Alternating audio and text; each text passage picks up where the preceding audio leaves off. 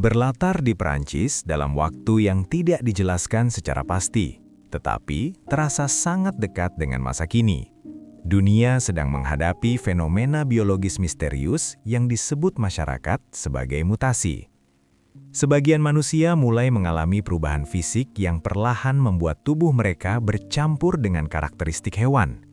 Sisik tumbuh di kulit, bulu muncul, wajah memanjang, suara berubah, dan naluri manusia mulai bercampur dengan naluri liar. Avec un collègue de la restauration, et puis j'ai repéré un livre. Faire du bien de déménager, de découvrir autre chose. C'est une mutation significative. Ta maman est calme, rien de comparable. C'est débile, il se renseigne beaucoup, mon père, vous Je ne savez. lui parle pas comme ça.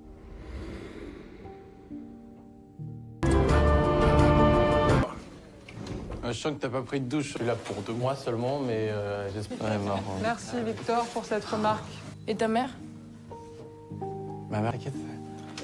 C'est quoi ta cicatrice? Tidak ada penjelasan ilmiah pasti tentang penyebabnya.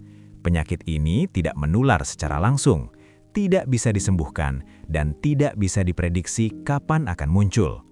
Pemerintah menyebut para penderita sebagai yang bermutasi dan berusaha mengelola mereka dengan pendekatan medis sekaligus keamanan.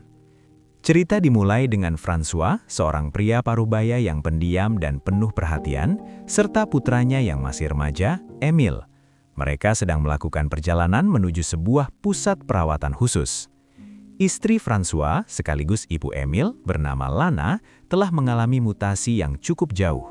Tubuhnya tidak lagi sepenuhnya manusia. Ia kini memiliki ciri-ciri hewan yang tidak disebutkan secara jelas, tetapi cukup ekstrim hingga ia harus dirawat di fasilitas tertutup yang menampung orang-orang seperti dirinya. François masih berusaha mempertahankan harapan bahwa istrinya bisa hidup normal kembali.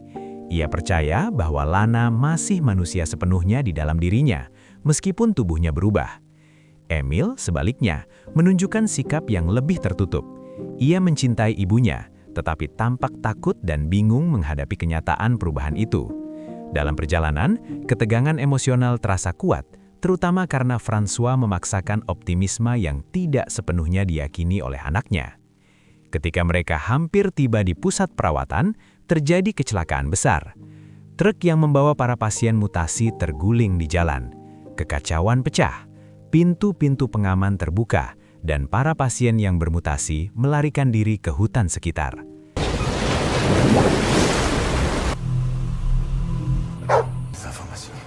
Le nécessaire pour retrouver. Je vous laisse avec mon collègue. Il va recueillir tout. Papa, Les mains en l'air.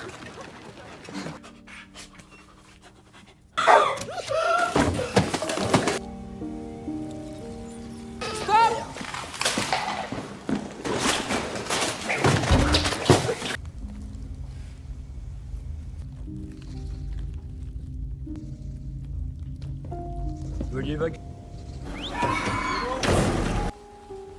Adjudant.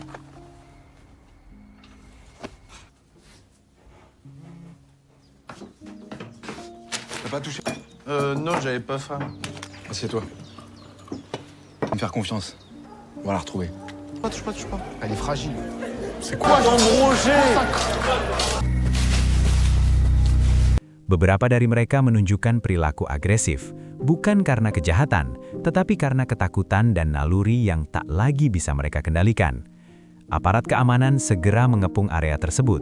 Dalam kekacauan itu, Lana ikut melarikan diri ke dalam hutan. François kehilangan jejak istrinya. Pihak berwenang menganggap para pelarian sebagai ancaman publik dan memulai operasi besar-besaran untuk menangkap atau melumpuhkan mereka. François menolak menerima anggapan bahwa istrinya berbahaya. Ia yakin Lana hanya ingin hidup bebas dan aman. Namun secara hukum, ia tidak memiliki kuasa untuk mencarinya sendiri. François dan Emil kemudian pindah ke sebuah kota kecil di dekat hutan tempat para mutan bersembunyi. François mendapatkan pekerjaan baru sebagai juru masak di sebuah kantin sekolah. Ia berusaha menciptakan kehidupan yang stabil bagi Emil, seolah segalanya masih normal. Namun, bayangan mutasi terus menghantui kehidupan mereka. Qu'est-ce que tu fous? Mais arrête! Véhicule. Là. En plus en plus dur en Sicile.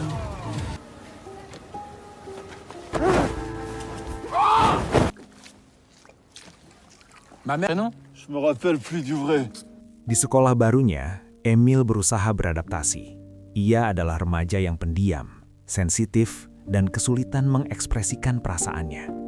Ia merasa terasing, bukan hanya karena lingkungan baru, tetapi juga karena ketakutan yang tidak ia ungkapkan pada siapapun.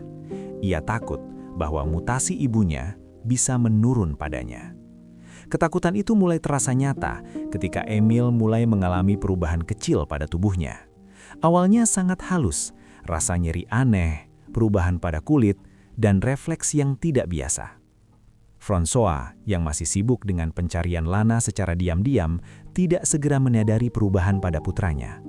Ia terlalu fokus mempertahankan gambaran keluarga normal. Ia menolak membicarakan kemungkinan bahwa Emil juga bisa bermutasi. Baginya, menerima hal itu berarti menerima bahwa ia akan kehilangan segalanya.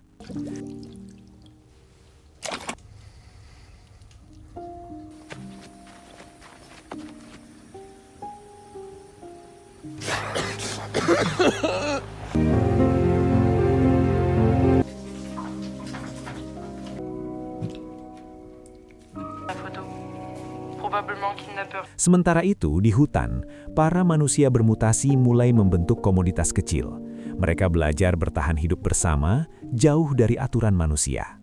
Beberapa dari mereka masih mencoba mempertahankan sisi kemanusiaan, sementara yang lain mulai menyerah pada naluri hewan mereka. Di antara kelompok ini terdapat seorang pemuda bernama Fix yang telah bermutasi sebagian menjadi makhluk seperti burung. Ia memiliki sayap, tulang yang berubah, dan kemampuan bergerak dengan lincah di pepohonan. Fix menjadi semacam pemimpin informal bagi para mutan muda. Emil yang mutasinya semakin jelas, secara tidak sengaja bertemu Fix di tepi hutan. Pertemuan ini mengubah segalanya. Fix melihat Emil sebagai sesama, seseorang yang berada di antara dua dunia. Berbeda dengan masyarakat manusia yang memandang mutasi sebagai penyakit, Fix menganggapnya sebagai bentuk evolusi. Ia percaya bahwa mereka bukan monster, melainkan spesies baru yang sedang lahir. Emil tertarik sekaligus takut. Bersama Fix dan kelompoknya, ia merasakan kebebasan yang belum pernah ia rasakan sebelumnya. Di hutan, ia tidak perlu menyembunyikan perubahan tubuhnya. Ia bisa bergerak, berlari, dan mendengar dengan cara baru. Naluri hewannya mulai bangkit, dan untuk pertama kalinya, ia merasa utuh, bukan rusak. Allez, Fix!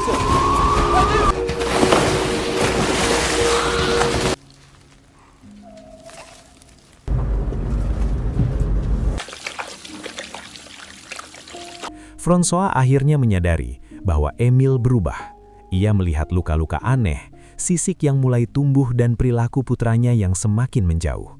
Reaksi François adalah penolakan. Ia marah, bukan pada Emil, tetapi pada kenyataan. Ia berusaha memaksa Emil tetap hidup sebagai manusia, menyembunyikan mutasinya, dan menjauhi hutan. Ia yakin bahwa jika Emil tetap dekat dengannya, semuanya bisa Ça va te faire dikendalikan. un bien fou, au début. Et c'est quoi la suite? Je réfléchis. Bah c'est hyper intelligent, putain. Il base le truc sur la... C'est des crocs.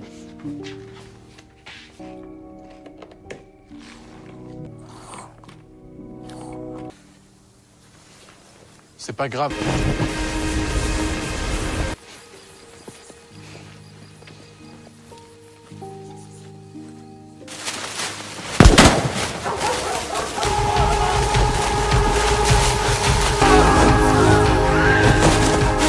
Konflik antara ayah dan anak semakin tajam. François bertindak dari cinta dan ketakutan, sementara Emil bertindak dari kebutuhan untuk menerima dirinya sendiri. Keduanya saling menyakiti tanpa benar-benar bermaksud melakukannya. François melihat mutasi sebagai kehilangan, sedangkan Emil mulai melihatnya sebagai transformasi. Operasi militer di hutan semakin brutal. Pemerintah ingin membersihkan area tersebut sepenuhnya.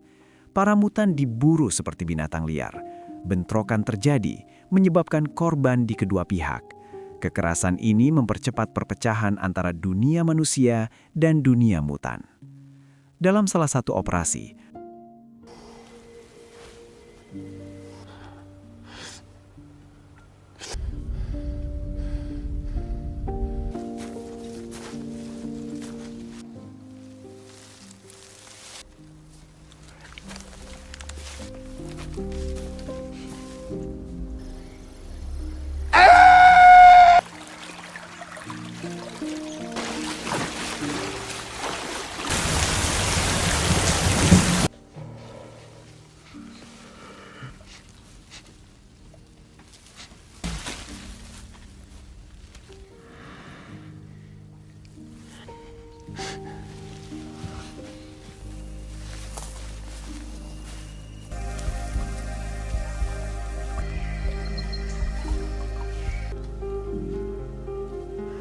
François akhirnya menemukan Lana di hutan, namun ia hampir tidak mengenalinya.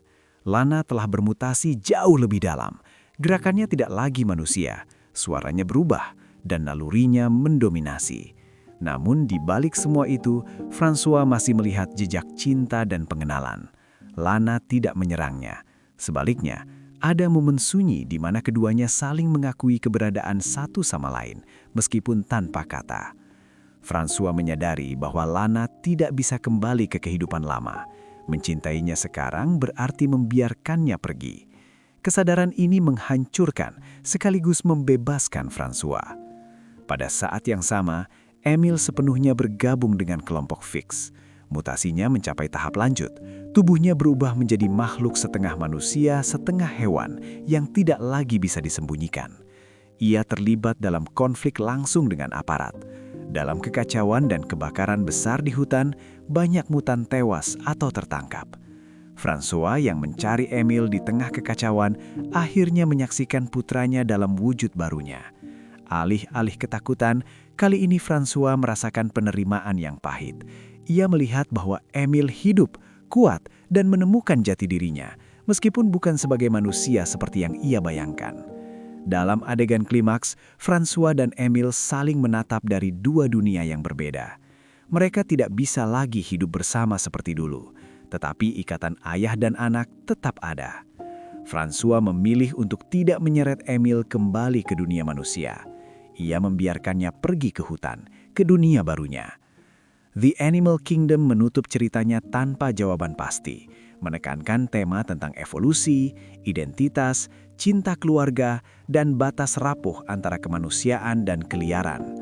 Film ini tidak menawarkan harapan sederhana, tetapi mengajak penonton menerima perubahan sebagai bagian dari kehidupan, betapapun menyakitkannya.